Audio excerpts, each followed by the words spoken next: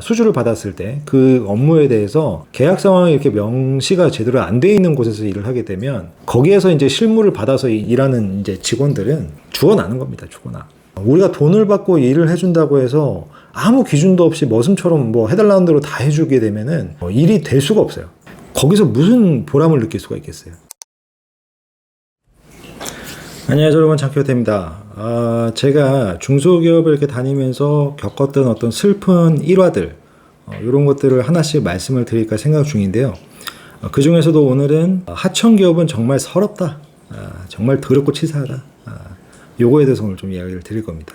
회사의 어떤 수익 구조적인 측면에서 보면요, 크게 두 가지로 나눌 수 있는 것 같아요. 자체 브랜드를 가지고 발주를 하면서 그런 것들을 통해서 매출을 일으키는 회사가 있고, 또 하나는 이제 그런 회사의 일을 받아서 수주해서 돈을 버는 회사가 있는 것 같아요. 그리고 이 두 가지를 같이 병행하는 회사도 있고요. 근데 저 같은 경우는 이렇게 발주하는 입장에 있는 회사, 수주받는 입장의 회사 두 군데서 다 일을 해봤는데, 어느 회사나 다 힘든 거는 마찬가지겠지만 저는 이렇게 수주받는 하청기업이 더 힘들다라고 얘기하는 이유는, 이렇게 똑같은 공통분모의 어떤 어려운 면이 있다고 봤을 때 하나가 큰 게 더 붙어요. 이게 뭐냐면 고객사로 인한 스트레스지. 이 하청기업이라고 해도 고객사에 따라서 좀 다르기는 해요. 모든 고객사가 다 개진상이냐? 그건 아니거든.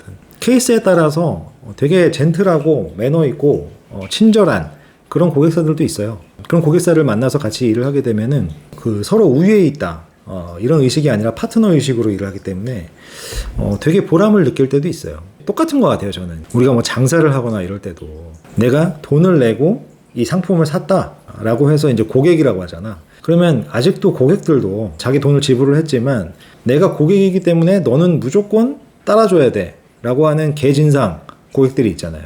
그거랑 똑같아. 그러니까 하청받는 기업들도 고객사에 따라서 되게 친절한 고객도 있잖아. 근데 진짜 이거는 뭐 이딴 인간이 다 있나, 이런 고객사들도 있어요. 진짜 개진상 고객사를 만나게 되면은 나름대로 그 회사에서 꽤나 일 잘한다고 하는 직원인데도 그런 고객사 때문에 진짜 내가 이런 회사에서 일을 하는 게 맞나라는 회의감이 옵니다. 찐하게 와, 찐하게. 심지어 그래서 퇴사하는 직원들도 많이 있어요. 제가 이 하청기업에서 일하면서 겪었던 이 슬픈 일화 두 가지만 말씀을 드리면, 예전에 제가 IR이라는 업계에서 일을 할 때였는데, 요거는 이제 대중적으로 잘 모르실 수 있는데, 아무튼 주주들을 대상으로 하는 일을 한다고 보시면 돼요. 상장 기업들. 이라고 하는 그 대기업 그룹이 있습니다. 예, 내가 대놓고 얘기는 하지 않겠어. 그 회사가 저희의 이제 장기 고객이었어요. 그 회사에서 주주들 대상으로 해가지고 기업 설명회를 하는데, 저희가 그 라이브 스트리밍을 담당을 했었어요. 생중계를. 저희 회사가 이제 영상을 전문으로 하는 회사가 아니다 보니까 스트리밍 업체를 써서 했었어요. 생중계를 전문으로 하는 업체가 있어가지고 저희가 하청에 또 하청을 준 거지. 그거 주고 제가 이제 연출이나 이거 총 현장 관리를 했었는데, 생중계 같은 경우는 아시겠지만 이제 녹화 방송이 아니잖아요. 그러다 보니까 그 현장의 변수에 대해서 사전 세팅을 정말 치밀하게 잘 해놔야 돼요. 이제 기업 설명회는 PPT를 많이 띄우니까 PPT 장표들에 대한 세팅, 영상 파일에 대한 어떤 세팅, 이런 것들이 있죠.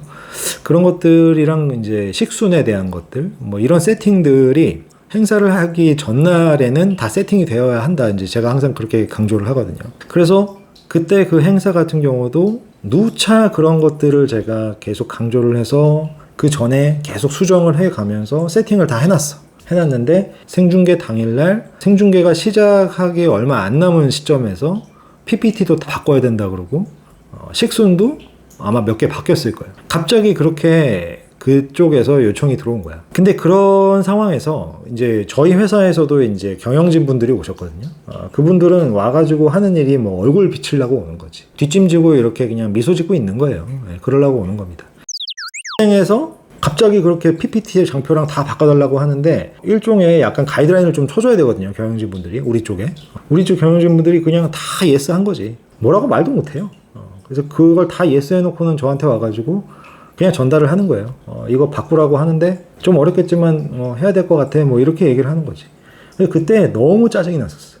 화가 얼마나 났는지 몰라. 저도 패닉이 오게 되고, 그렇게 되면 저희의 또 하청을 받은 그 스트리밍 업체도 황당하죠. 다 세팅해놨는데 다 바꿔야 되니까. 그래서 뭐 근데 어쩌겠어요. 우리가 힘이 없잖아. 이제 스트리밍 해주는 업체 그 담당자분하고 저하고 좀 친했거든요. 그래서 둘이 엄청 씩씩거리면서 했어요, 그냥. 그래가지고 정말 최악이었어요, 그 프로젝트는. 그래서 어쨌든 하청기업은 참 목소리를 내기가 어려워요. 경영진조차도 고객사한테 요거는 좀 안 된다, 어렵다라고 할 수 있는 부분들, 응당할 수 있는 소리들도 잘 못합니다. 그러다 보니까 뭐 실무에 있어서 관리자라고 해도 할 수 있는 게 없어요.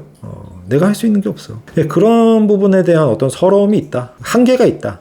뭐 이런 부분이 있을 것 같고, 또 하나는 그런 게 있어요. 제가 또 대학교 측에 이러닝 콘텐츠를 만들 텐데, 수주받는 회사들 있죠. 이렇게 하청받는 회사들은 계약을 할 때 계약 조건을 잘 명시를 해둬야 됩니다. 그게 되게 중요해요. 우리가 돈을 받고 일을 해준다고 해서 아무 기준도 없이 머슴처럼 뭐 해달라는 대로 다 해주게 되면은 일이 될 수가 없어요. 근데 이제 제가 그 컨텐츠를 만들러 갔을 때는 이미 계약을 해놓은 상태에서 제가 이제 컨텐츠 제작의 실무자, 관리자로 갔었는데, 가서 이제 제가 하다 보니까 이러한 어떤 계약 사항들이 제대로 명시되어 있는 게 없는 거예요. 그전에도 그렇게 해왔더라고.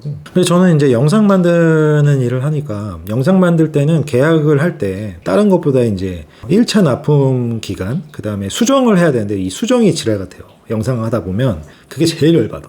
이 수정이 말도 안 되는 수정을 해달라고 하는 사람들도 되게 많고, 그럴 때 이제 수정에 대해서 반영을 할 부분이 어디까지가 반영이 되는지, 그런 조건들, 그리고 이제 횟수에 대한 것들, 우리가 몇 회까지 수정을 하겠다라는 어떤 설정, 그리고 최종 납품 기일에 대한 설정, 이런 게 되게 중요해요. 근데 이제 그때는 그게 너무 다 정해져 있지가 않은 그런 상황에서 일을 하다 보니까 그거 가지고 또 엄청 이제 실랑이를 벌였죠. 고객사랑 또 실랑이를 벌이기도 하고, 내부적으로도 대표님한테 또 계속 가서 이거 설정해야 된다, 고객사한테 똑바로 얘기해 줘야 된다, 이렇게 하면서 정말 힘들게 일을 했던 기억이 있습니다. 수주를 받았을 때 그 업무에 대해서 계약 상황이 이렇게 명시가 제대로 안 돼 있는 곳에서 일을 하게 되면, 거기에서 이제 실무를 받아서 일하는 이제 직원들은 죽어나는 겁니다. 죽어나. 거기서 무슨 보람을 느낄 수가 있겠어요. 제 채널을 보게 되면은 이제 취준생 분들이나 이런 그 청년분들이 또 꽤나 시청을 하시는 것 같아서 말씀을 드리면, 웬만하면 뭐 대기업이나 공기업 갈 수 있으면 제일 좋고, 대기업, 중견기업, 공기업 이렇게 가기는 좀 힘들다라고 하면은 중소기업으로 가더라도 가능하면 자체 브랜드를 가지고 운영하는, 그래서 발주 형태로 좀 일을 하는 회사에 가라고 얘기를 해주고 싶어요. 하청 위주의 기업은 웬만하면 가지 마라. 이런 구조 때문에 힘들 수밖에 없다. 그런 이야기를 좀 드리고 싶고, 근데 이제 만약에 그렇게 수주받는 회사에 만약에 간다고 하면은요, 수주받는 회사는 경영진이 진짜 중요해요. 하청기업 같은 경우는 고객사의 어떤 그 목소리를 내는 부분에 있어서 실무진에서 얘기할 수 있는 부분에 한계가 되게 많아요. 그렇기 때문에 경영진 쪽에서 가이드라인을 좀 명확하게 얘기를 해주는 게 되게 중요합니다. 하청기업은. 그렇기 때문에 경영진의 어떤 그 경영 마인드, 그리고 경영 철학, 그리고 어떤 회사의 내부 프로세스, 이런 것들이 되게 중요하기 때문에 하청기업에 가신다고 하면은 경영진의 마인드가 어떤지, 이런 것들이 되게 중요할 것 같고, 또 하나는 그런 게 있어요. 그 회사에서 일을 진행하는 프로세스의 어떤 체계화, 그리고 일의 퀄리티, 이런 거에 따라서 수주받는 회사라고 해도 브랜드 파워가 있는 회사들이 있거든요. 그래서 하청기업에 가게 된다고 하면은 나름 업계에서 그래도 좀 브랜드 파워를 가지고 있는 회사라고 하면은 또 갈만하다, 그런 이야기를 좀 드릴 수 있을 것 같습니다. 그럼 오늘 이야기는 여기서 마치고요. 저는 또 다른 이야기로 찾아뵙도록 하겠습니다. 장큐였습니다.